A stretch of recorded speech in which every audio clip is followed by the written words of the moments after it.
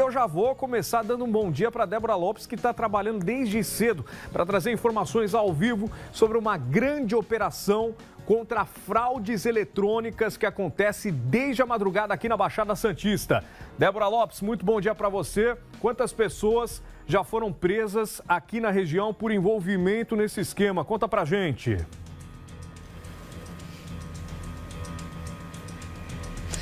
Oi, Ale, bom dia para você e para todos que acompanham o Balanço Geral. Olha só aqui na Baixada Santista foram presas 16 pessoas na manhã de hoje. A gente está falando aí de 7 mulheres e 9 homens. Esses mandados, eles foram cumpridos em 3 cidades aqui da Baixada Santista: Praia Grande, Guarujá e também São Vicente. Mas, de acordo com a polícia, a maior parte dessas prisões aconteceu no município de Praia Grande, que é onde essa quadrilha era sediada, né? 80% dessa organização criminosa ficava na cidade de Praia Grande. É uma investigação que foi feita pela 3ª Delegacia de Crimes Cibernéticos do DEIC, o Departamento Estadual de Investigações Criminais, que fica lá na capital paulista. Uma investigação que começou em janeiro, viu, Ale? Essas informações eu apurei junto com o chefe dos investigadores que coordenou as equipes aqui na Baixada Santista. 300 policiais do DEIC e também com o apoio do Garradop saíram da capital paulista para cumprir os mandados. 42 mandados de busca e apreensão e também 32 mandados de prisão temporária. E como eu disse, a grande parte desses mandados aqui na Baixada Santista. De acordo com as informações que a gente conseguiu apurar, Ale, de que forma que essa quadrilha ela atuava, né? Uma grande quadrilha, né? Uma grande organização criminosa em que esses indivíduos, esses suspeitos, eles se dividiam e atuavam em várias etapas desse esquema criminoso. Vou explicar como é que funciona.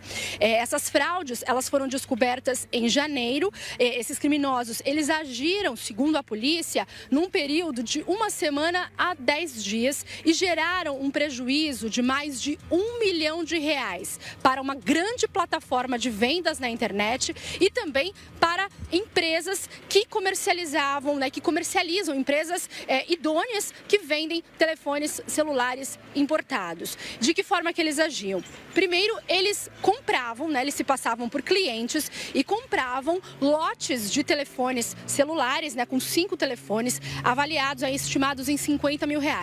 Esse pagamento, Ale, ele é feito via Pix, né?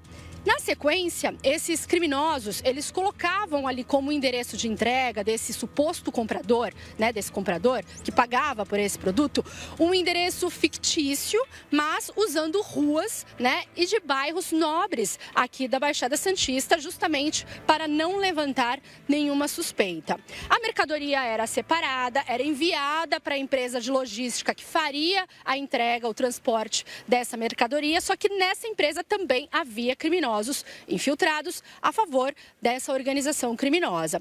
E o que acontecia? Como o endereço não existia, essa entrega ela não era realizada. Aí, a partir daí aconteciam 2 coisas. Primeiro, o suposto cliente, né, o criminoso que pagou pela mercadoria, ele entrava com um pedido de reembolso, de estorno, e esse dinheiro era estornado pela plataforma de venda online.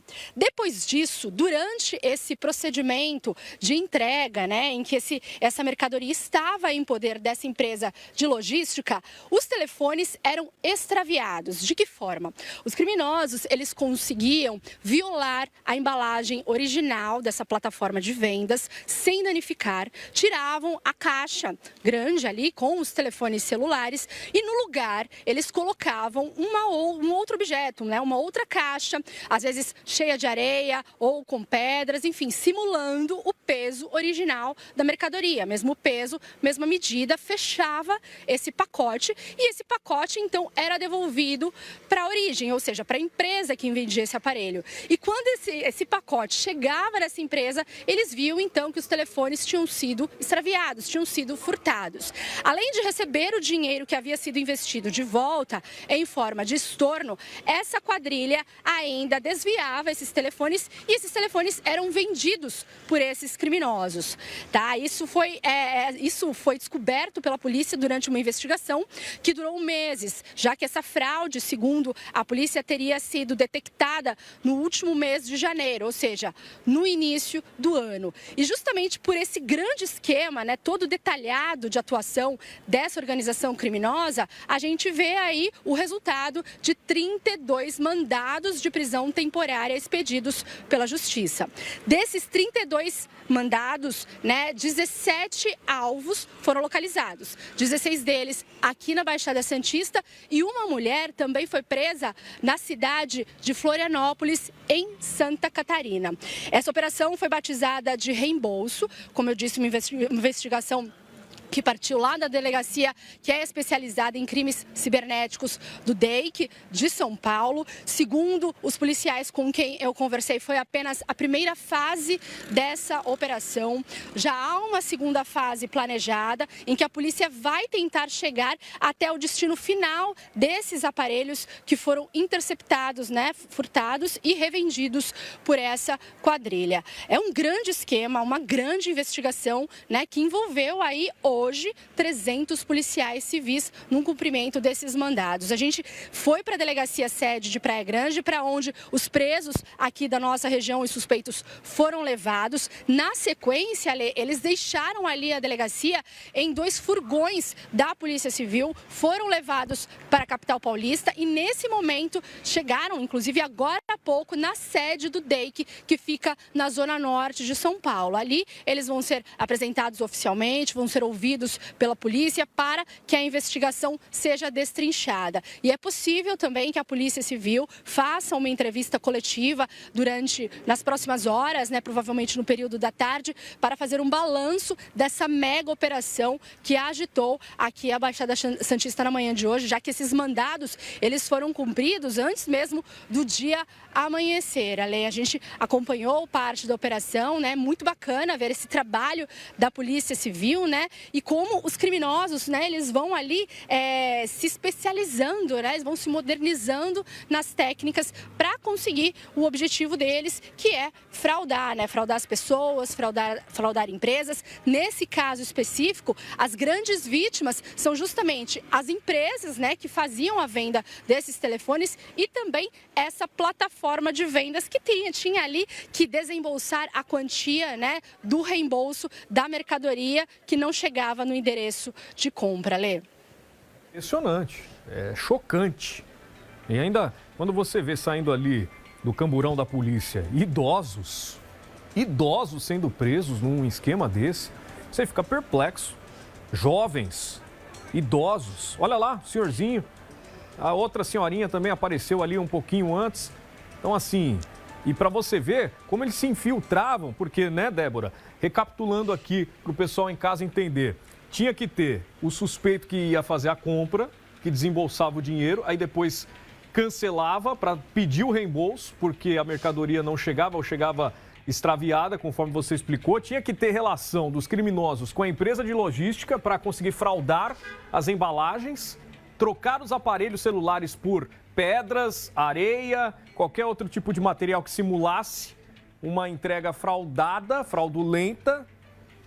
Ou seja, eles tinham que ter várias frentes, em vários âmbitos. Por isso que a gente está vendo essa quantidade de pessoas e muitas envolvidas, né? E em diversos estados do Brasil, inclusive aqui da nossa região. Então, essa operação não é fácil de você fazer. A Polícia Civil tem que ter um longo período mesmo de investigação para tentar localizar todos os braços dessa operação. É uma pena que é uma arquitetura muito complexa para o mal.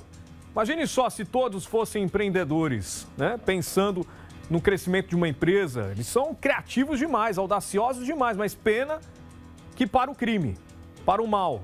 E é lamentável a gente ver idosos envolvidos nisso, né, Débora Lopes? Sim, Ale, a gente vê justamente essa mistura ali, né? Muitas mulheres, alguns jovens, né? Algumas pessoas até de mais idade, alguns idosos. Por quê? Porque esses criminosos, né? As pessoas que participavam dessa organização criminosa, elas estavam divididas em várias ramificações. Muitos deles eram laranjas, né? Mas, segundo a polícia, laranjas que sabiam que estavam emprestando nome, emprestando a conta bancária para uma ação fraudulenta, tá? E não pessoas que caíram ali, né, falando na gíria, né, de paraquedas, né, sem entender nada. Não, é pessoas que foram coniventes, que emprestaram, segundo a investigação, tá? Emprestaram ali o nome, a conta bancária para fazer essa compra, para receber o estorno, depois para repassar esse dinheiro para quem era de fato ali, né, tava mais posicionado tava numa posição superior ali desse esquema. Então, enfim, são vários tipos, né, de atuações dentro da mesma organização criminosa. Pessoas que estavam infiltradas na empresa de logística, de transporte, que faria essa entrega, né, para conseguir ali não concluir a entrega, para conseguir desviar esse aparelho. Pessoas que fizeram a venda também depois dessa mercadoria que foi furtada. E também tem as empresas que compraram, né, essa mercadoria, provavelmente por um preço mais acessível, e que estão revendendo, estão passando para frente esses aparelhos, né? Segundo as informações que a gente conseguiu apurar lá no local, Ale, porque são informações ainda preliminares, já que não houve, né, ainda uma entrevista coletiva da polícia, são informações que foram apuradas ali em loco.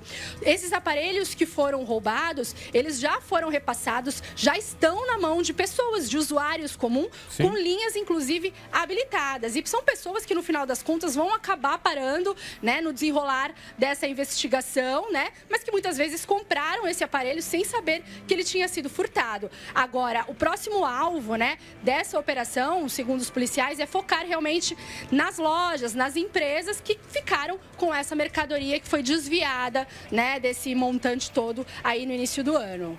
E um prejuízo de mais de R$1 milhão, segundo as investigações. Ou seja, tem muita gente, infelizmente, que foi vítima desse crime aí, conivente com a situação. Tem gente que como a Débora explicou, conivente porque sabia do esquema fraudulento de emprestar o nome e de fazer a compra indevida.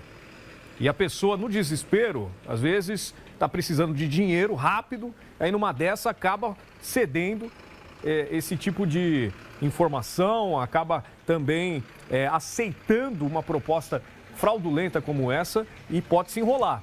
Agora, tem as pessoas que compram depois os aparelhos furtados, que muitas das vezes nem imaginam que são produtos oriundos do furto, de empresas, né, que podem ter até uma aparência de correta, empresas que podem até enganar os consumidores, e a polícia vai ter muito trabalho ainda pela frente, porque muita gente pode estar envolvida nessa história. Então, é uma operação realmente minuciosa, complexa, e daqui a pouco a gente vai ter mais informações de acordo com essa coletiva de imprensa que vai ser cedida mais tarde pela Polícia Civil, que vai trazer mais detalhes, porque pode ter certeza que teremos desdobramentos.